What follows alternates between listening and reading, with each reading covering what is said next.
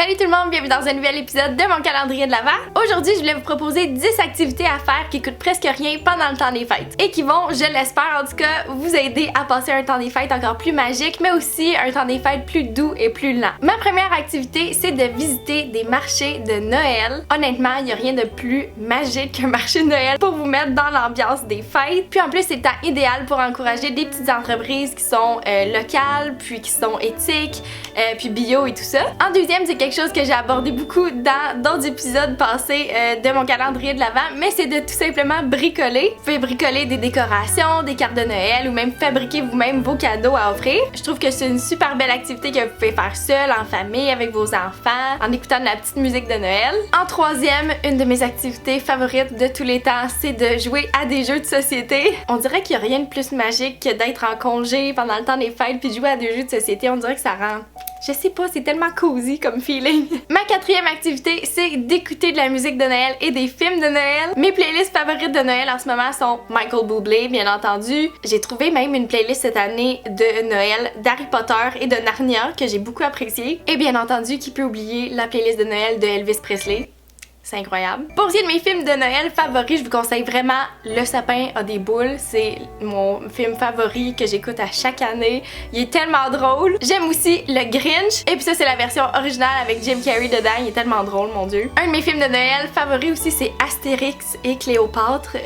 Ça a aucunement rapport avec Noël, mais quand j'étais petite, à chaque temps des fêtes, ça jouait tout le temps dans ce temps-là. Puis je me rappelle juste tellement des bons souvenirs de moi, puis ma soeur, puis mon père à écouter ce film-là en famille. J'ai tout le temps la petite phrase de « Et un peu de sucre en poudre? Non! » Et un peu de sucre en poudre?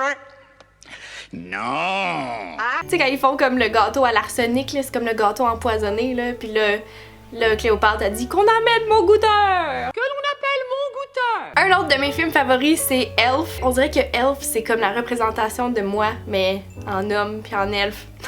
À chaque fois que le temps des fêtes arrive, je me sens comme lui. Tu sais, le mime, là, qui fait comme... Il est full excité, là. Ça, c'est moi. Ça, c'est définitivement moi à Noël. Et aussi un plus vieux film que j'aime beaucoup, Sur les traces du Père Noël.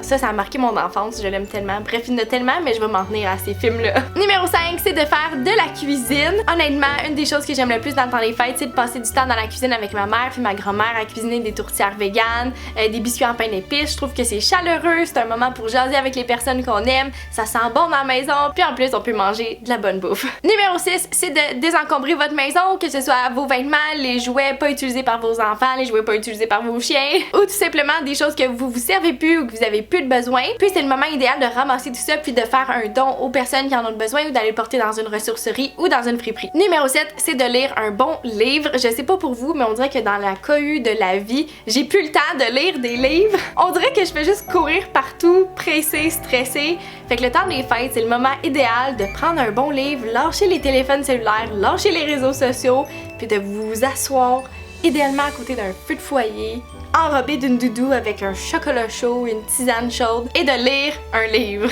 Numéro 8, c'est de jouer dehors, que ce soit du patin, du ski, d'aller faire du traîneau, d'aller glisser, de jouer avec votre chien dehors, juste prendre de l'air dehors puis de jouer à l'extérieur. C'est le fun avec les gens qu'on aime, faire une guerre de boules de neige. Je trouve que ça fait des beaux souvenirs à se rappeler avec les gens qu'on aime. Numéro 9, c'est de faire un don en argent ou en denrées non périssables pour des organismes près de chez vous. Nous, ici au Québec, on a un organisme qui s'appelle la Grande Guignolée des médias. Et puis dans le fond, ça c'est pour aider des milliers de familles à se nourrir pendant le temps des fêtes. Puis les mois plus difficiles après, comme janvier, février, c'est des mois super difficiles. Je trouve ça fou que chaque année, la moitié des comptoirs d'aide alimentaire, il manque de nourriture à offrir. Donc ça serait vraiment une super belle idée pour aider une famille en besoin. Sinon, vous pouvez aussi offrir vos services à... Ici au Québec, on a quelque chose qui s'appelle Nez Rouge. C'est du bénévolat que vous pouvez faire pour aider les gens qui ont bu trop à se transporter chez eux sécuritairement. Et numéro 10, je sais que c'est tout simple, mais c'est vraiment d'écouter votre corps. C'est pas rare que les gens ils tombent en vacances pour Noël, puis là ça devient comme le sprint final, vite faut acheter les derniers cadeaux, vite là on a plein de parties organisées, puis là, là on a plein de décorations à mettre, puis là finalement on revient de nos vacances de Noël encore plus brûlées que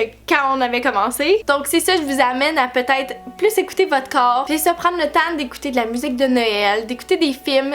Vous avez pas à vous sentir mal de vous enrober d'une doudou puis écouter Netflix. Je pense que le temps des fêtes c'est un temps qui se posait doux et lent, on est supposé d'en profiter avec les gens qu'on aime. Mais de là à se stresser à un plus haut point, je pense que c'est pas nécessaire. Donc voilà pour mes idées d'activités à faire pendant le temps des fêtes. Dites-moi en commentaire vos playlists de Noël favorites, vos films de Noël favoris, qu'est-ce que vous aimez faire pendant le temps des fêtes pour en profiter au maximum. Sur ce, je vous aime beaucoup puis on se voit demain dans le prochain épisode. Bye!